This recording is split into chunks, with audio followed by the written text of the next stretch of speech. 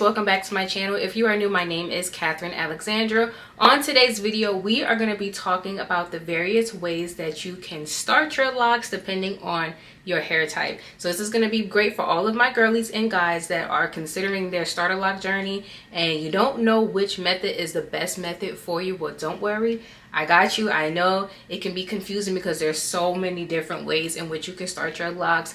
But hopefully through my experience and all of my research that I did when I started my locks about 3 years ago helps you in your process and help you kind of just get the courage to go ahead and start your lock journey. Not every single method works well depending on your hair type. So making sure that you have the right starter lock method in the beginning will definitely make the journey a lot more manageable. So I'm going to break this video up into a section where I'm going to talk about the hair types and which type of starter lock method is the best, and then I'll get into, if you don't know already, if you haven't been following me, which you should be if you're not, but if you don't know, I'm going to get into the method in which I started my locks, and I'll insert like some clips, like some videos and photos just to show you guys. Okay, as we are well aware, there's pretty much, you know, 3 distinct categories in which hair, well, 4 distinct categories in which hair is typed in. So you have like type 1 hair, type 2 hair, type 3 hair, and type 4 hair. Now I have type 4 hair, mixture of like 4A, 4B, 4C, which tends to be on the kinky, coilier side, right? So for the purposes of just speaking to my audience, which is mainly made up of, you know, women, black women who have type 4 hair, I'm going to be focusing on type 4 hair as well as type 3 hair for the purposes of this video. And type 3 hair is a lot looser of a curl than type 4 hair. It's curly hair still, but it's not the coily type of kinkier type of texture. So the process of locking that type of hair and the method in which you would use would differ from how you would go about locking and starting locks for type 4 hair. Okay, type 2 hair tends to be on the more wavy side, and type 1 hair is just pretty much bone straight. But like I said, this video is going to focus on type 3 and type 4 hair. So one of the most popular ways in which you can start your locks is the 2-strand twist method, right? I actually have my locks in the front in 2-strand twist, but you basically section your hair and you twist the 2 sections together. Now this one is really popular for type 4 hair. It's a really great method to start, especially if you have medium to kind of on the thicker hair side. If your hair is also longer, it is a great way to start your locks. And that transition from the twist to the lock, once the hairs start to tangle around each other, it kind of creates like a very blended, kind of more uniform lock over time. And then there's also finger coils or comb coils, and I know this method is also used on type 4 hair, especially if your hair is like really short. So generally, to do the comb coils, your hair has to be at least about 3 inches long. Comb coils are done on type 4 hair, and it's also done on type 3 hair as well. And essentially you would just take a comb and kind of just like wrap it around your hair, and it creates like these really pretty like a ringlet, pretty much is the way. But over time that will eventually lock. The hairs will again tangle around each other and form into what you see as locks. Again, because of that kind of like round look that you did get with a comb coil, it also creates a very like round cylinder shape locked over time. So again, you know, depending on your texture and the length of your hair, it will determine if you go the route of starting with twist or if you go the route of starting with the comb coil. There's also the freeform method where you pretty much just leave your hair be.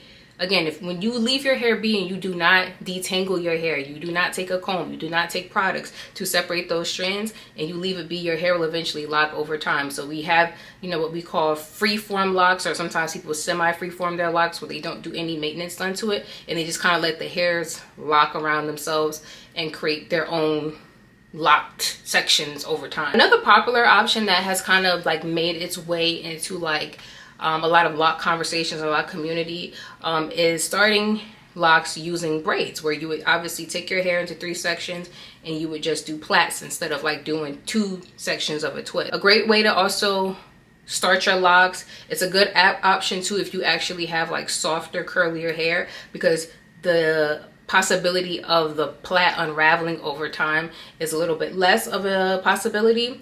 But they do take a little bit longer to actually lock, because those hairs are essentially kind of, when you do a plait, it's a little bit more, the hairs are brought together a little bit more tighter than you would do like a twist or a comb coil. So it does take a bit of time for that transition from it looking like a braid to it looking like a lock to actually take place. So that is something to consider. It is not impossible. There are a lot of girlies that I've seen on social media who started their locks with braids, and it looks really, really good, but sometimes in certain sections of their locks you can still kind of see the braid pattern.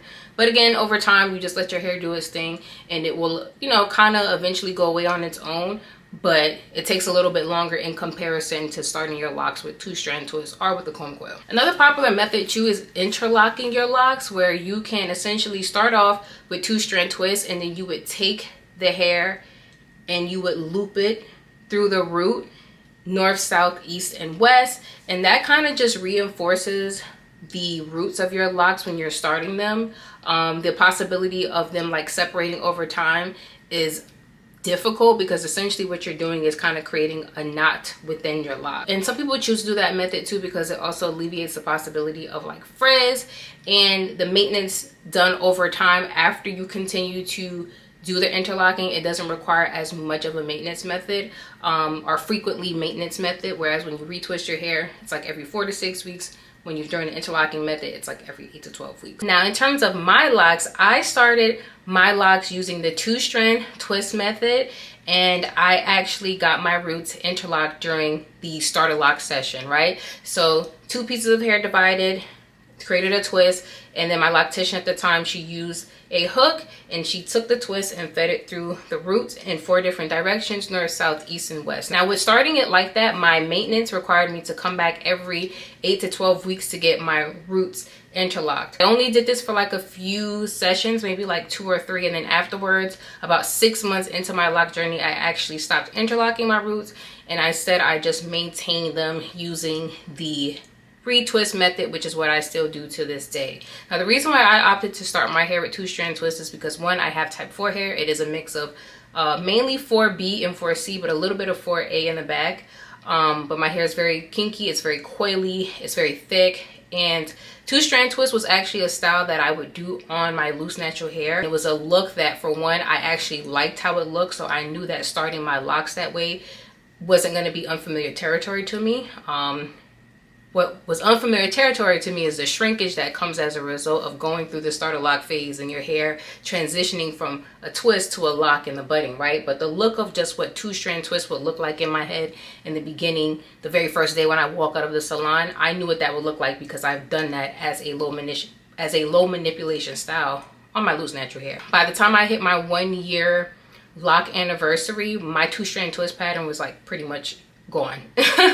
So that transition of my hair going from looking like a twist to starting to looking like a lock, and that just kind of seamless look was really something that I benefited greatly from by starting my locks with the two-strand twist, and it worked very well for my hair type, and it usually works very well for people who have a similar hair type as mine. I've inserted some clips and some videos just to show you guys, and I actually have my hair up in a style right now, but you know, I've been locked now for about 3.5 years. I've been documenting my journey on this channel and on my socials, so you guys know like the different stages that my locks have gone through, and I'm very happy with the way that I started my locks, the way that they have started to form over time.